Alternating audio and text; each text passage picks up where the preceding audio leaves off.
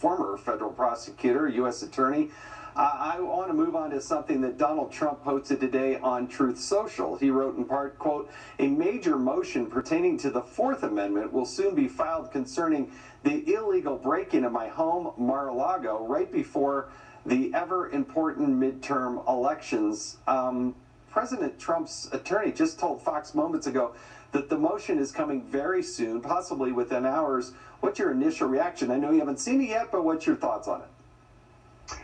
Well, Jason, the Fourth Amendment protects against unlawful search and seizure, and the reality is this search warrant does have some issues. My guess is that the president and his legal team is going to file a motion that argues that subsection C in the search warrant is overbroad.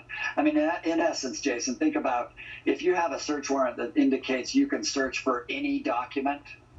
Is there any place in that residence that they can't look? The answer is no. They can look anywhere if it can contain a document. And that's what we're dealing with, is a search warrant that may have been overbroad. And the Fourth Amendment says you cannot have a general warrant. It has to be very specific, and it has to outline where they're supposed to search, and it's supposed to be narrow to what they're supposed to seize. And you have to have a separate search warrant, don't you, Brett, to go and bust into a safe? Yeah, the safe is really interesting. I mean, we have the passport. We know how broad it was, and they seem to have just gathered evidence. But the reality is that safe they went into, and when I was in law school, you have to have separate probable cause to go into the safe. Interesting. Harmeet, his attorney also told Fox, "We are way behind in terms of the government playing fair and giving us the details of what we're entitled to." And I also find it highly, highly suspicious that this is coming some 18 months after President Trump actually left office. Oh, absolutely. This thing is rancid from top to bottom, and I think a lot of motions need to be filed, and I think they've been discussed on this show before.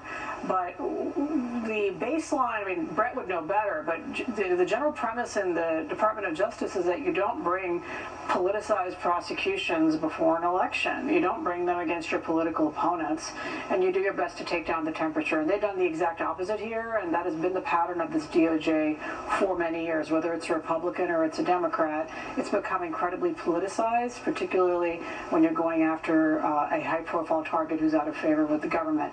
So what I think Americans should take away from this is if the former president of the United States can be subject to an extremely broad, and I believe definitely unconstitutional warrant and search and seizure, that could happen to any of us, and indeed we are seeing it happen to other Americans who happen to be unpopular with our government. Yeah, this happening 92 days before the midterms elections is highly, highly suspicious.